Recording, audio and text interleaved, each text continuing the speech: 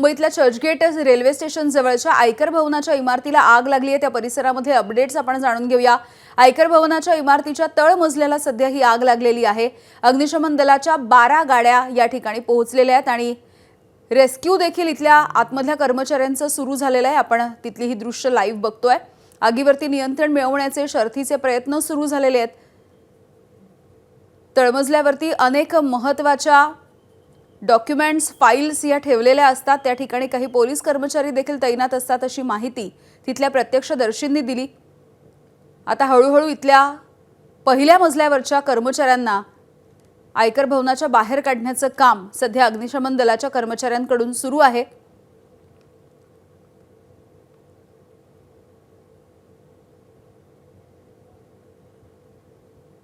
आयकर भवनाची ही इमारत आपण बघतोय ज्याच्या तळमजल्याला आग लागली आहे आणि धुराचे लोट मोठ्या प्रमाणावरती या ठिकाणी पसरलेले बघायला मिळतात। सोबतच जे कर्मचारी आयकर भवनामध्ये असतील त्यांची देखील सुखरूपपणे सुटका केली जाते। सूरज सावंत आमचे प्रतिनिधी आपल्याला याविषयी अपडेट्स देत आहेत। सूरज,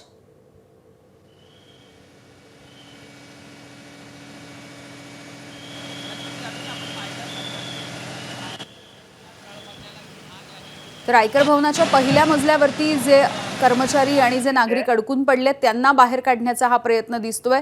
अग्निशमन दलाच्या या मोठ्या शिडीच्या सहाय्याने या कर्मचाऱ्यांचं रेस्क्यू सध्या केलं जात आहे।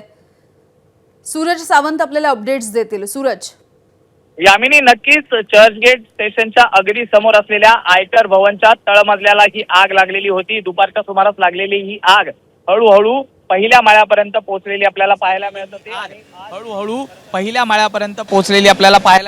आणि आज खरं तर पहिला सोमवार आहे आणि त्यामुळेच कुठेतरी कर्मचारी हे मोठ्या प्रमाणात होते। मात्र त्यांना या ठिकाणाहून टेरेसवरती पाठवण्यात आलं होतं। आता त्यांचं रेस्क्यू ऑपरेशन हे फायर ब्रिगेडकडनं केलं जाताना आपल्याला पाहायला मिळते। कार्यालयात मोठ्या प्रमाणात हे अधिकारी अडकलेले होते, काही महिला देखील त्यामध्ये होत्या आणि त्यांचं रेस्क्यू ऑपरेशन आता सुरू झालेलं आपल्याला पाहायला मिळते। दुपारच्या सुमारास लागलेली ही आग पहिल्या माळ्यापर्यंत पोहोचलेली होती। धुरांचा लोट हा मोठ्या प्रमाणात होता आणि त्यानंतर तातडीने या घटनेची माहिती मिळाल्यानंतर पोलीस आणि फायर ब्रिगेडचे जवान हे घटनास्थळी दाखल झालेले आहेत आणि आग विझवण्यासोबतच कुठेतरी रेस्क्यू ऑपरेशन हे देखील आता फायर ब्रिगेडकडनं राबवलं जाताना आपल्याला पाहायला मिळत आहेत। काही कर्मचारी, महिला कर्मचारी हे कार्यालयामध्ये अडकलेले आपल्याला पाहायला मिळतात आणि त्यांचं रेस्क्यू हे केलं जात आहे फायर ब्रिगेडकडनं। सर्व जे कार्यालयीन अधिकारी होते यांना इमारतीच्या टेरेसवरती जाण्यास सांगण्यात आलेलं होतं।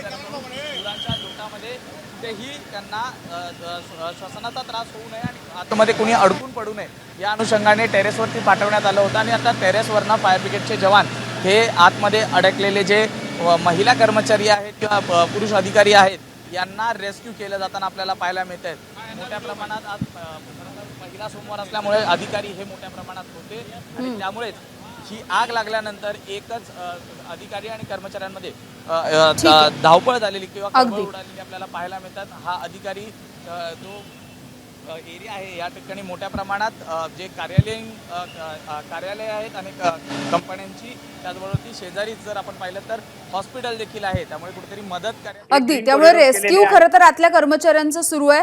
असे सोबत रहा। अभिषेक मुठाळ आपले प्रतिनिधी आहेत, आपण त्यांच्याकडून देखील आणखी काही अपडेट्स जाणून घेतोय।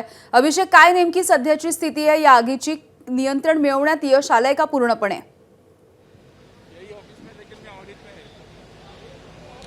नक्कीच एकूणच सध्याला जर का पाहायचं तर नियंत्रण मिळवण्याचा प्रयत्न होतो आहे। मात्र आपण सध्याची परिस्थिती पाहिली तर जे महत्त्वाची कागदपत्र तळमजल्यावर आहेत तिथनं हा सगळा धूर काढण्याचा प्रयत्न आपल्याला केला जात असल्याचं प्रत्यक्षदर्शींकडनं सांगण्यात येत आहे।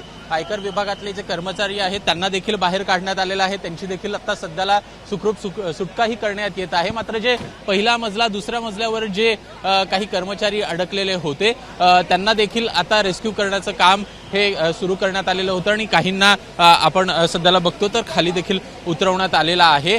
एकूणच काही महत्त्वाची कागदपत्र असल्याचं इथल्या कर्मचाऱ्यांकडनं देखील सांगण्यात आलेलं होतं।